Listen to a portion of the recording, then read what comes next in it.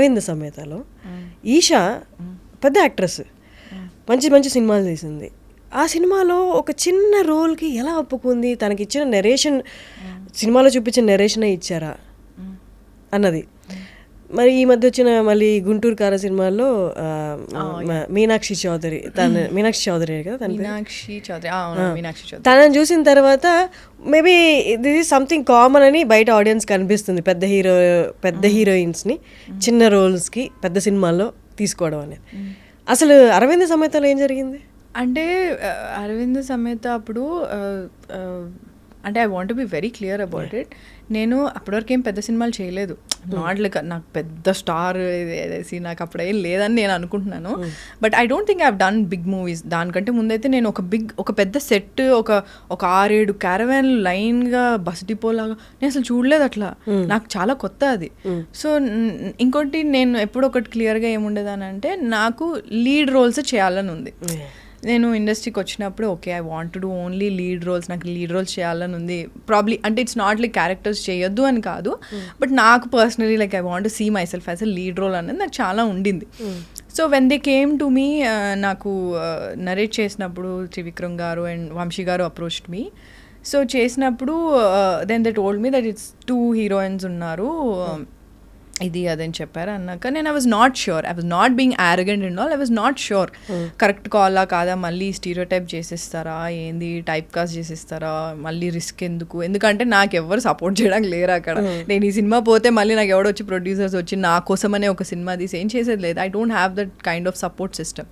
So I was not sure, like వద్దులేండి. I'm like అంటే ఏంటి మీకు ఇంత మొత్తం ప్యాకేజ్ ఇట్లా ఉంది కదా, తారక్ గారు ఉన్నారు, త్రివిక్రమ్ గారు ఉన్నారు, సితారా ఉంది, అదే హారిక హాసిని ఉంది, ఏంటి వాట్ ఈస్ యువర్ ప్రాబ్లమ్ అంటే I want to see myself as a lead. So one of the లీడ్సే కదండి అన్నారు. ఐమ్ లైక్ ఓకే అనుకున్నాను. తర్వాత నాకు త్రివిక్రమ్ గారు నరేట్ చేశారు. అంటే so nice of him that he narrated me the whole story for like ½ an hour or something. So I was like okay ఒకసారి just give it a shot, చూద్దాం ఒకసారి చేసి చూద్దాం. ఐ సెడ్ నో అని చెప్పా చాలాసార్లు. మళ్ళీ ఇప్పుడు విన్న తర్వాత అబ్బా సరే చూద్దాం. బట్ ఆయన అన్నారు ఇది వన్ ఆఫ్ ద లీడ్సే అమ్మా, you want to play leads right, it's one of the leads only.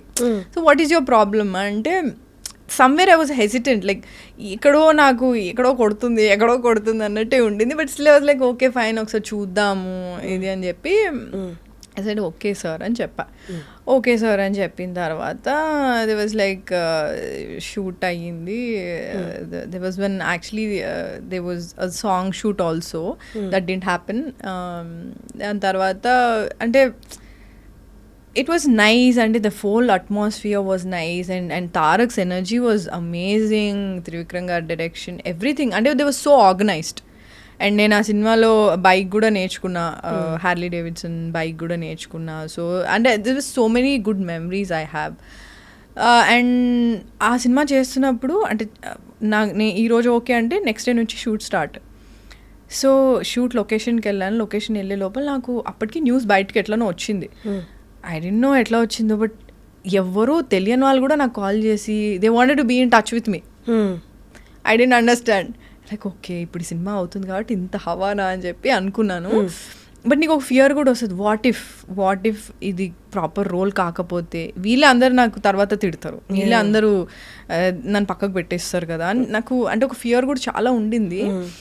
So what ever they అంటే ఒక సాంగ్ అనుకున్నారు, అది అవ్వలేదు. సో ఓకే ఫైన్, నాకు అప్పుడు పెద్ద సినిమాలు ఏం పెద్ద ఐడియా లేదు ఎట్లా how it will run and all. So it was nice, అయిపోయింది షూట్ అయిపోయింది. బట్ కరెక్ట్ రిలీజ్ టైంకి I think I watch the movie అప్పుడు, అండ్ తర్వాత చాలా రోజుల తర్వాత చూసాను. బట్ యాక్చువల్లీ ఎంత షూట్ చేశారో అంత లేదు కదా సినిమాలో. They were actually extra scenes also, but that was not. ఎన్ని డేస్ షూట్ చేశారు మీరు దాన్ని? I don't remember exactly, I don't remember. But ఒక సాంగ్ షూట్కి మాత్రం నేను గోవాలో ఉండే అప్పుడు, సో రిహార్సల్స్ ఉన్నాయని చెప్పారు. సో నేను దానికి వెకేషన్లోని క్యాన్సిల్ చేసుకొని వచ్చా, బట్ ఇక్కడ వచ్చాక ఇది క్యాన్సిల్ అయిపోయింది. సో ఐ డోంట్ అండర్స్టాండ్ అప్పుడు, లైక్ ఓకే ఫైన్ అనుకున్నాను. But then I understood probably అంటే చాలా అనుకుంటాం కానీ కొన్ని జరగవేమో, ఎడిటింగ్లో తీసేస్తారో లేదా యాక్చువల్ షూట్ చేయరేమో అని.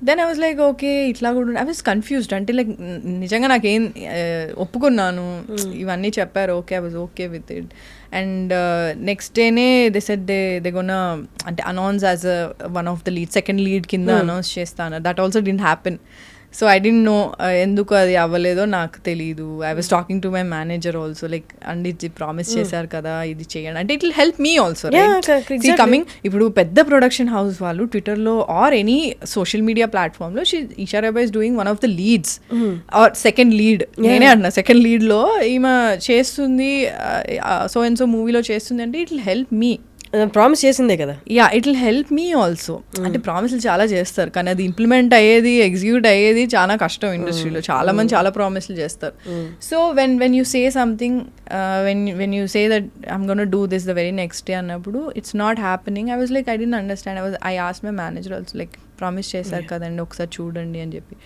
So it went on like that the shoot was done release కూడా అయిపోయింది సినిమా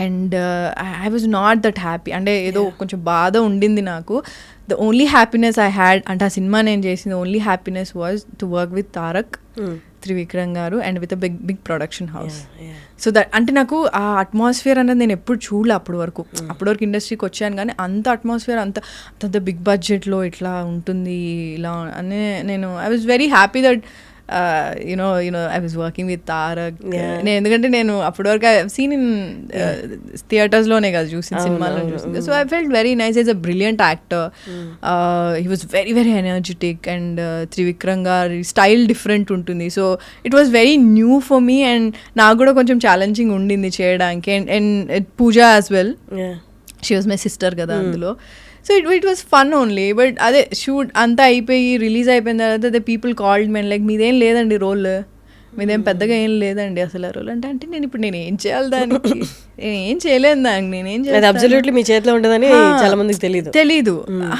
సినిమా వాళ్ళే చాలా మంది చేశారు నాకు చేసి అంటే నేను ఫస్ట్ ఆఫ్ ఆల్ నేను ఏదైనా ఒక పెద్ద ప్రాజెక్ట్ చేసినట్టు నేను డబ్బా కొట్టుకోను నాకు చాలా భయం ఉంటుంది నెగిటివ్ ఎనర్జీస్ వల్ల ఏమైనా అవుతుందేమో నాకు చాలా ఫియర్ ఉండేది సో నేను ఎవరికి ఏమంతా నేను డబ్బా చేయలేదు అనుకో పెద్ద ఇది ఏం చేసుకోలేదు అప్పుడు the people who called me like I came to know that you're doing this project అంటే అవునండి చేస్తున్నాను సినిమా చూసిన తర్వాత వాళ్ళే నాకు కాల్ చేసి ఏం లేదండి అసలు మీద అందులో అసలు ఎందుకు ఒప్పుకున్నారు ఎందుకు చేశారు ఇలా నాకు చాలామంది చెప్పారు చాలామంది అసలు మీకు ఇదే ఏ విధంగా మీకు వర్కౌట్ అవ్వదు అంటే only negative they was nothing positive the only positive thing that happened ఏంటి అంటే ఐ గాట్ ఎక్స్పోజర్ ఎందుకంటే that's a very big film and Eesha Rebba అనే ఒక అమ్మాయి ఉంది అన్నది ఆ సినిమాతోనే తెలిసింది ఒక తెలుగు అమ్మాయి ఉంది అంటే ఎక్స్పోజర్ వాజ్ హ్యూజ్ అంటే ఎందుకంటే ట్విట్టర్ అప్పుడే నేను కొత్తగా వచ్చాను ఆ సినిమాకి ముందు